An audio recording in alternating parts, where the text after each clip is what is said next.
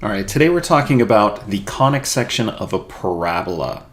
Okay, a parabola is geometrically defined as the set of all points in a plane that are equidistant, meaning the same distance, from a given line, called the directrix, and a given point, called the focus, that's not on the line. So let's take a look really quick. What does that mean? Okay, so here's my point that I'm going to use as the focus. Here's my line I'm going to use as the directrix. So this program, this is GeoGebra, which is free. Come down here, I'm going to click Parabola. And notice when I do this, it asks me to select a point, which is my focus, and then a line is my directrix. And here is a parabola. And this parabola is defined as, if you were to pick a point on this parabola, say right where my mouse is, if you measured the distance perpendicular to our line, so straight down is what makes a right angle with the line, and straight to the focus, the distances here are equal. And that's true for every point. If you measured straight down here and straight over to the focus, those points are all equal. And as you move this focus closer and closer to the directrix, you see we get a thinner and thinner parabola, and further apart, we get a wider and wider parabola. But parabolas also have really interesting properties. If you spin this and make a paraboloid, like a three-dimensional parabola, you'll see these in like focuses for flashlights and satellite dishes. So here's an image of one. You can see if a light ray comes in, no matter where it hits the parabola, it always bounces back to the focus. And you see those little arms that stick out of satellite dishes with the little knob at the end? That is where the focus is located. So all the data comes into that. Or when you adjust your flashlight and you want to get that straight beam going out, you're adjusting the bulb to be in the correct position of that focus. Okay, but let's take a look at some of the equations. So here's the parabola we know. We've got our parabola here. We've got our point here, which is the focus, and our line down here, the directrix. Okay, now the common point we know on our parabolas is the vertex, and the vertex is exactly halfway between the focus and the directrix. So it is essentially the midpoint here. And that distance between them is measured as 1 over 4a. And that a is, if you remember, like vertex form of a parabola, a times x minus h squared plus k. That a is the same as the a here. 1 over 4 times a is the distance between the focus and the vertex and directrix. Okay, so you can see this is just like a point showing you that those distances are equal, as we discussed. There's also something here called the latus rectum. If you were to make a line parallel to your directrix and kind of where it connects to this, that is called the length of the latus rectum. Ha ha ha. Okay, so we have all these different parts to define though for our parabolas. The vertex, h and k, the axis of symmetry, right, which would go right through here. It's where we could reflect this parabola over itself. Our focus is located here. So we started with h and k as the vertex. To get to the focus, we need to go up 1 over 4a. So we need to adjust not our h value, because we're not going left to right, but k needs to be added 1 over 4a. So that's how we find our focus. Likewise, if I want to find the equation of the directrix, and since this is a horizontal line, it's y equals, and we need to go from k, at our vertex here, down 1 over 4a units. Now this does adjust when a is negative. If this parabola is upside down, plugging in a negative a value everywhere will automatically adjust as needed. And the length of this latus rectum is the absolute value, because it's a length, of 1 over a. Okay, not only are we going to look at our normal parabolas that open up and down, we're also going to look at our sideways parabolas, this unit. And sorry, I got a little lazy with the figure. It's just on its side now. But our standard sideways parabola does open towards the right, like towards the positive x values. And this is how we write the equation. Instead of y equals, it's x equals a times, and inside, instead of being x minus h, it's y minus k. Think about k kind of pairs up with y, like x pairs up with h. So they've kind of swapped here. And then the plus h is on the outside. right? It used to be plus k, now it's plus h on the outside. If x is on the outside, h is on the outside. If y is on the inside, k is on the inside. All right, our vertex is still at hk, right? We still write those in normal coordinates, but our axis of symmetry is now a horizontal line. It's y equals k. Instead of x equals h, think x and h go together, y equals k. Y and k go together. Now our focus, if this is my vertex, my focus, we would need to go right 1 over 4a units.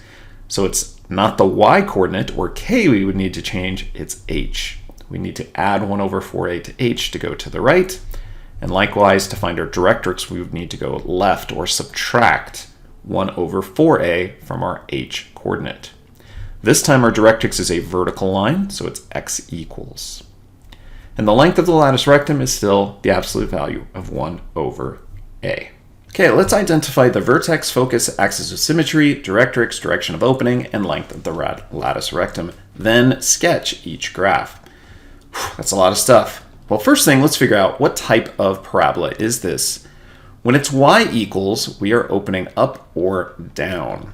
Okay, and we can, of course, tell by looking at our a value. And since a is -2, we will have an opening down. So our direction of opening is down. It's opening downwards, and that means we're also using the formulas for the vertical parabolas. Okay, let's also find our vertex, which can be located at h. Remember, h is in here with x, and whichever one's inside of here is kind of the opposite sign of what it looks like. Remember here, h is 3, and k is +1. So there's our vertex. We can even graph that, 3 and 1, and we can draw in our axis of symmetry. Identify that as well. That is x equals h, where x equals 3, and that's that vertical line that my graph will be symmetric about. Okay, there's my axis of symmetry.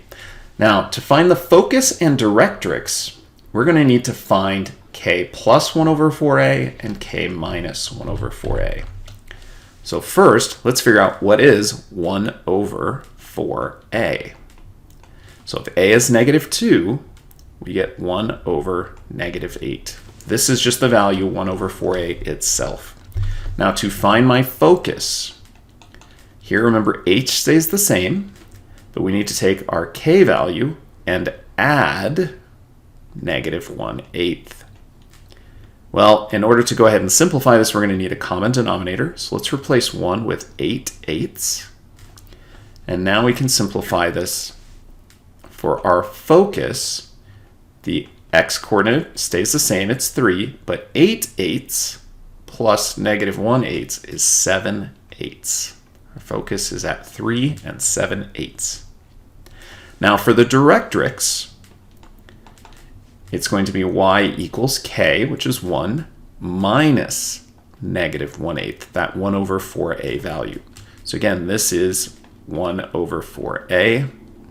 So that's what we're using for that value. Now minus a negative here is going to become plus a positive. Again, changing this out for 8/8, we will now have y equals 9/8. The directrix is y equals 9/8. Okay. Lastly, the length of the lattice rectum, okay, is the absolute value of 1 over a, which is 1/2. 1/2 units long. Okay, we've essentially done everything they want us to identify. Now we just need to graph this. So you can plug in a bunch of values, make yourself a little teacher. But when you're doing this, you always want to pick x values. For our vertical ones, pick x values around your vertex. So I know we have our vertex at 3, 1. So I'd want to pick some x values like maybe 4 and 5, 2 and 1. And then go to the formula and calculate their y coordinates.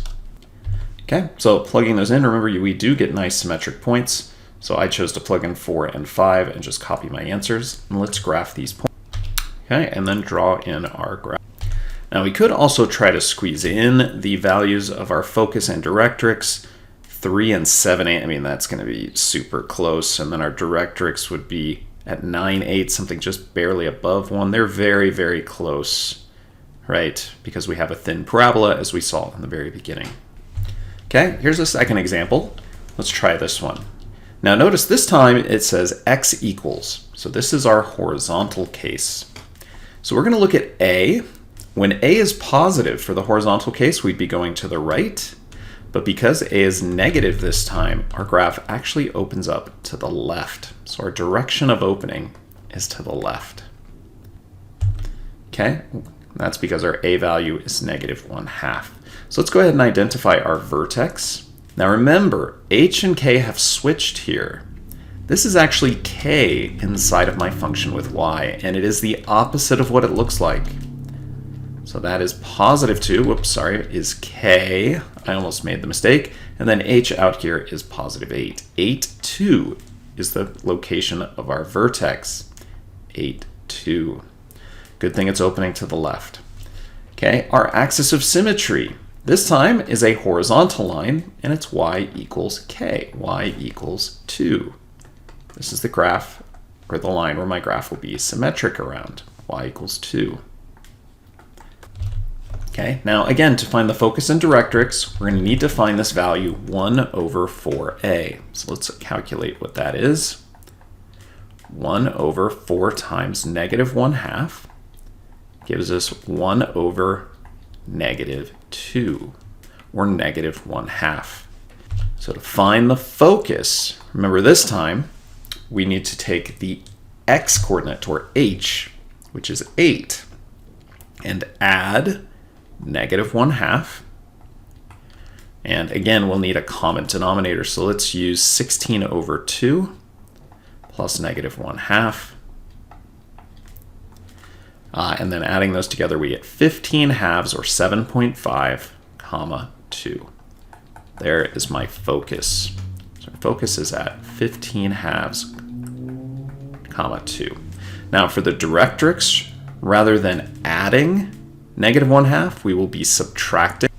Okay, so remember this time it is x equals, so I wrote that. I already gave us a common denominator as well. Instead of 8, I've written 16/2 minus -1/2 becomes +17/2. X equals 17/2. Okay, we're just sticking with green. And lastly, our length of our lattice rectum is the absolute value of 1/a. Now here, 1 is being divided by -1/2. Multiply by your reciprocal, we would get 2/1. -2/1, but the absolute value is 2. The length of our lattice rectum is 2 units. Okay, now to graph this, again, we'll need a t-chart. But this time, where I put my vertex in the middle of my t-chart, I actually, because y is the function or the value we're plugging in to calculate x, we want to pick values of y around the vertex value of y. So we want to pick y values of like 3 and 4, 1 and 0. We're actually plugging in y and calculating x this time. Okay, so here are some of the points we calculated. So at 6, we'd be at 0, and at 4. 7.5 is at 1, and at 3. 7.5, which is here. And of course, we could calculate more points to be more accurate. You can actually fit a lot more in this graph, but it would be opening sideways like that. And if you wanted to find your focus, it's at 7.5 right there. And the length of the lattice rectum is at essentially 8/2, which would be back here. Sorry, the directrix, not the length of the lattice rectum. Okay. Next, this is the tougher part. We have to remember completing the square again. And it's a good thing we got a little bit of review with circles. So for this first one, we're going to need to complete the square for just x to put it in vertex form. So we're in that general form like we saw with circles. Let's put it in standard form. So first thing, let's move the 11 to the other side. And we'll go ahead and set up a blank on each side. Now remember, the value we need to complete our square is half of b, half of the middle term, or the term with x to the first, squared. So in this case, this is our b value, +6. So we need half of 6 squared, which is 3 squared, or 9. So we need to add 9 to both sides. Now on the left, we can go ahead and simplify. Negative 11 plus 9 makes negative 2. And on this side, we created our perfect square. And remember, it always factors as x plus half of b, plus or minus if it's positive or negative squared. That's the perfect square we're creating. So what was half of b? Positive 3. There's our perfect square. Last step we need to put it in vertex form is just move this back over and make it say, in this case, y equals x plus 3 quantity squared plus 2. And there's our vertex form for this parabola. Okay, this one's going to be more complicated. We didn't see this with circles, but you did see this before when you did parabolas in Algebra 2. So let's go ahead and repeat the same process, and then we're going to see how this is different. So move the 17 over. And I'm not even going to set up my blank yet. Okay, because now the reason I could set up my blank here is it was just 1x squared.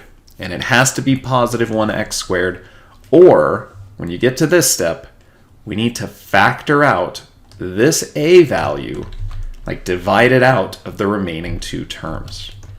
So we're going to divide or factor out the negative 3 from both of these terms. So divide negative 3 by both of those, we get positive x squared.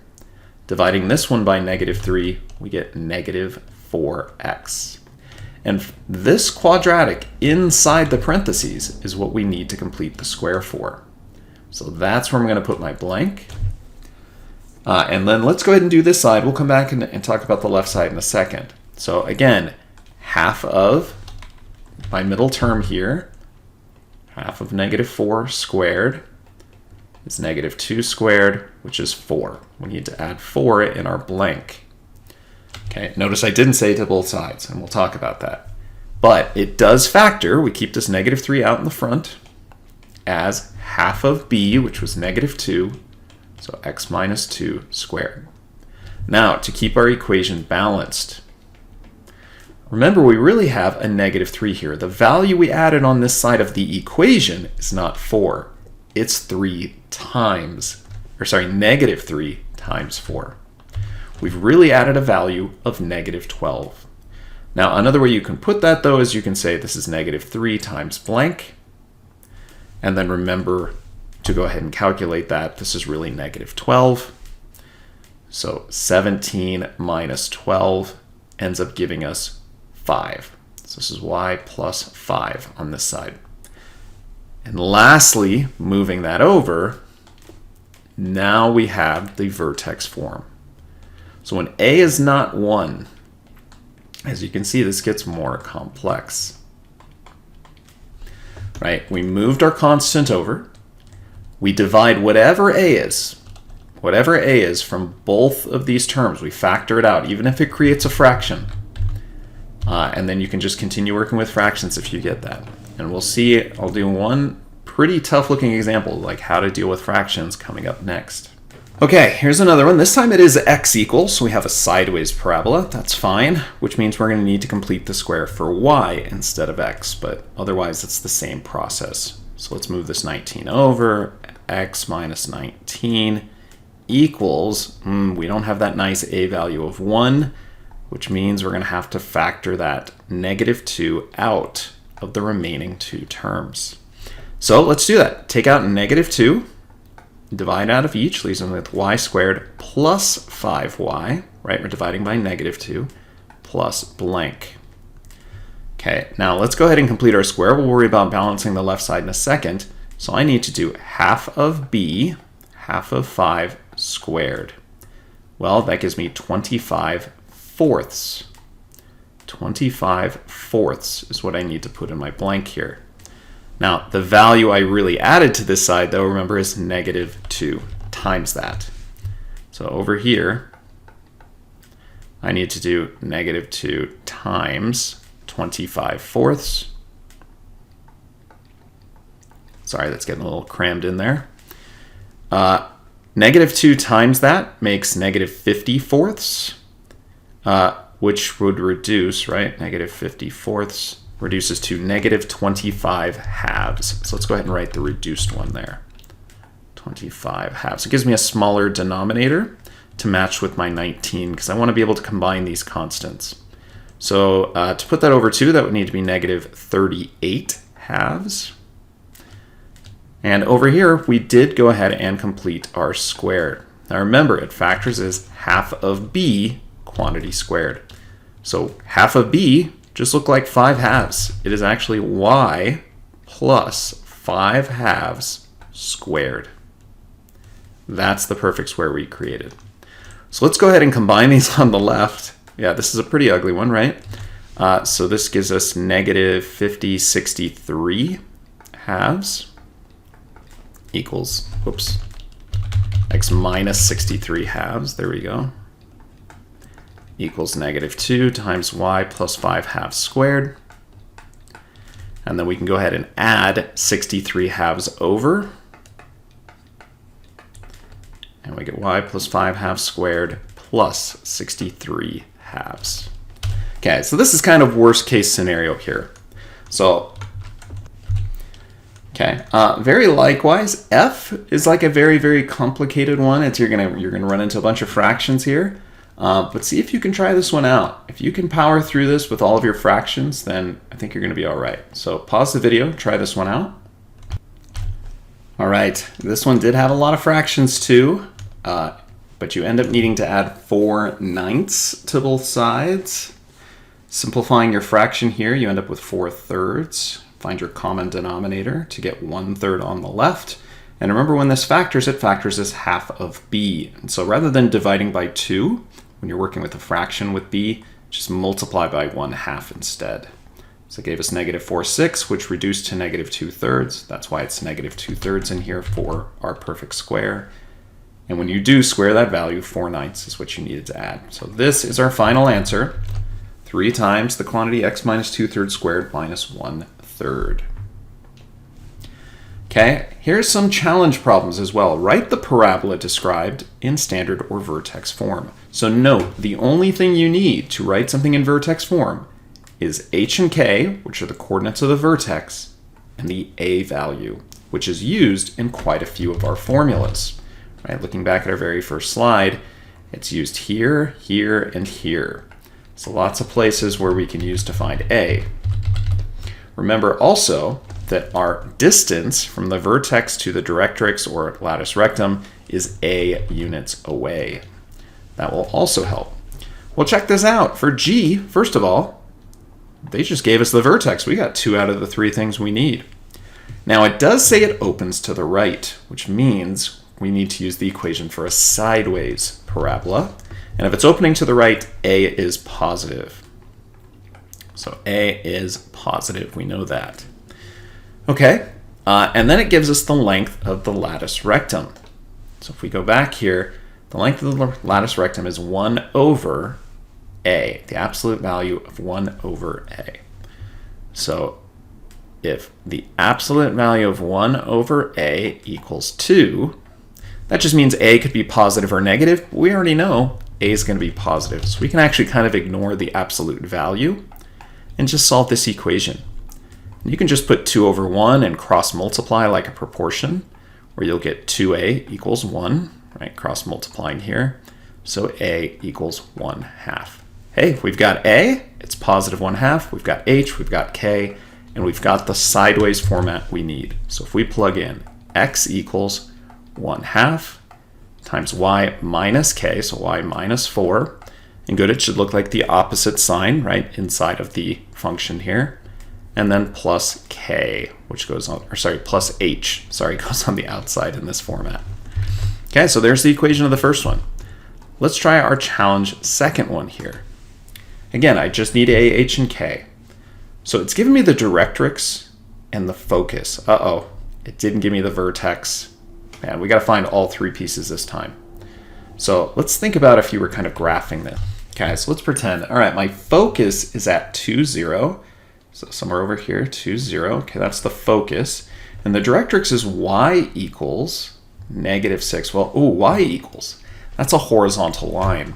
And in fact, you could even sneak a peek back here when we're looking at the directrix that y equals tells us we actually have a vertical parabola. So since it's y equals, this is a vertical parabola, so it's opening up or down, and we know we're using this formula. Okay, if my directrix is y equals -6, 1, 2, 3, 4, 5, 6, it's down here somewhere, and my focus is up there. I think, remember my, sorry, this is supposed to connect at -6. Remember that my vertex is exactly halfway between these two. So if I keep the x coordinate of 2, I need to find what's halfway between -6 and 0, my two y coordinates here. And halfway between them would be -3. 2, -3, that's where my vertex would be. So now we have h and k. We've got our vertex. I need to figure out a. Well, if my focus is above the directrix, this is definitely opening up, right? It's doing something roughly like that. So I know a is positive. So we're getting closer. And then what can I use to find a? Well, in this case, if you remember from our formulas and from our diagram, the distance between the focus and vertex, or vertex and directrix, is 1/4a. So how far apart are we from my focus to the vertex or vertex to directrix? We're 3 units away. So that distance, 1/4a, has to equal 3. And again, if we make that a fraction and cross multiply, 12a equals 1, gives us that a is 1/12. And I know it's positive. We know we're using this first version here, so y equals positive 1/12 times x minus h, so -2 squared, plus k. And since k is -3, we write -3. Okay, so again, we might need to use some of the geometry properties like distances, might need midpoint formula, things like that to help us fill in some missing information. The tough part for the most part in this chapter is some of the completing the square. Other than that, we're following formulas a lot. Okay, we'll definitely go over more questions like these in class. Make sure you ask questions.